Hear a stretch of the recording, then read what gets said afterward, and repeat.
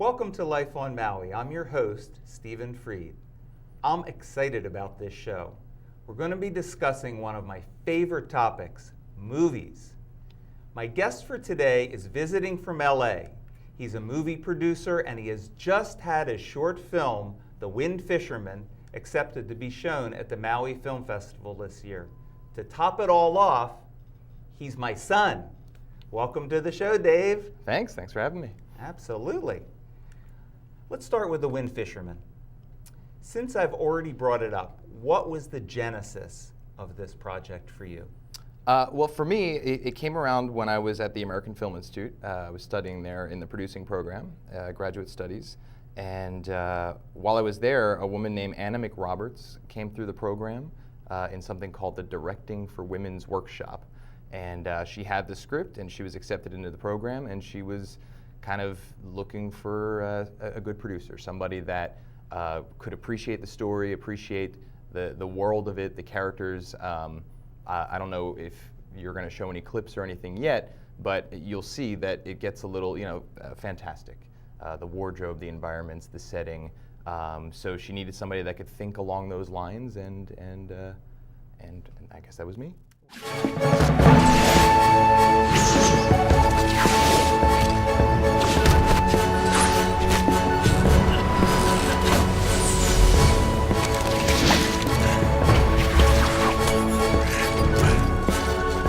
Thanks, kid.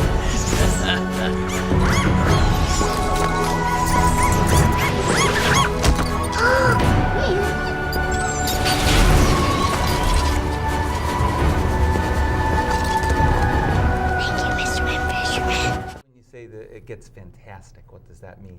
Well, it's a fantasy. It's a fantasy. It's a family film. By fantastic, I mean like the settings are a little surreal. The wardrobe is fairy tale-esque, and when you're doing a low-budget student production, you obviously have to pull a lot of strings and get a lot of help. Yeah, which we did. Well, the production design and the costuming and the effects are pretty lavish. Yeah. What was the budget on this film? And we were talking about budget, and there's kind of a difference between the monetary budget and the real budget. Yeah. So what about that? This budget, I can't remember exactly what it was, but it was somewhere around $22,000, which maybe sounds like a lot, but in movie terms is almost nothing. The actual budget, when I talk about something like that, like actualizing the budget, I'm talking about what it would have cost if we didn't get a discount on everything, which we did. If we were buying staples for the office, I would negotiate with Home Depot or whatever a home supply store is. What is that?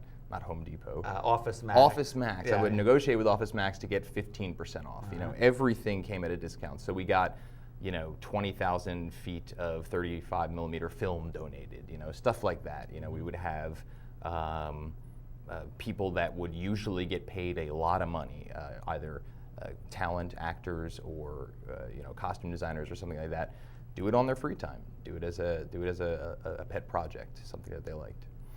First of all, I just have to say, this is an absolute blast to have you on this show. This is crazy. Yeah. I just want to let people know that you just found out a few days ago that you had your film had entry into the film festival, and this trip has been planned for a month. So the synchronicity that we can do this show is fantastic. It's very lucky. Very lucky. Yeah. You studied English and cinema at USC. I did. And then received a scholarship to attend the American Film Institute, otherwise known as AFI. AFI. Not the band. Not the band.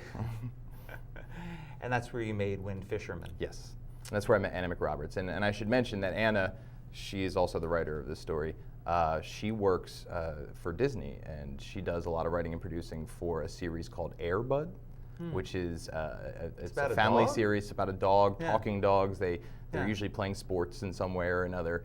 So she's kind of got her own modicum of success. She's a pro. I learned a lot working with her. You know, as I said, I was in a film school. So, what other projects came out of the experience at AFI? While I was there, for the first year, you do a series of films called the boot camp films, which are silly low budget films where you're just kind of running around with cameras and people and learning how to deal with that, learning what a set is like and how that operates and how to tell a story in that medium.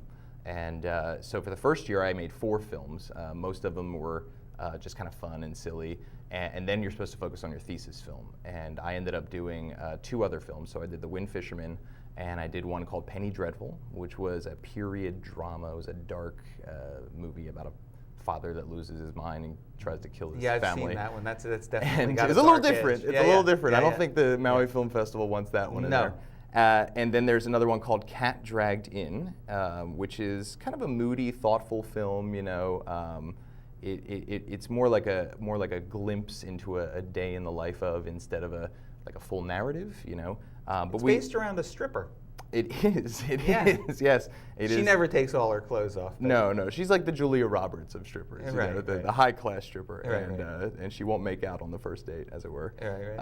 But she was great, and we got really lucky because of a connection in our crew. The writer actually is the goddaughter of Danny DeVito, so we had Danny DeVito and his wife Rhea Perlman for a monumental 24-second cameo, which obviously gets you a little press, and when you're in our position, that's kind of a nice thing.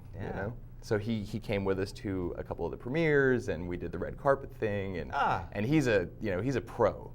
Of course, I'm 6'3", so he's a little low on me. So a lot of the publicity shots are just kind of a torso. You can't see this part of me at all, but that's okay. We still got to talk and learn and get that experience as well. And like I said, he's been doing this for so long that, you run this gamut of photographers, which is extremely intimidating the first time you see it. It's just a horde of people pushing in, everyone clamoring and yelling at you to give them some kind of blurb that they can throw on their TV station or whatever. And he would just kind of jump from one to the next, seasoned pro, and he would have just a quip for each one, a one-line answer that was concise, to the point, and moved on to the next one. And that was cool. It was cool to see that. So it is all about, connections, of course, in Hollywood, and I guess and in Maui. And in Maui. Here I am. Here you are. A little nepotism here, but Hey, I'll go for it.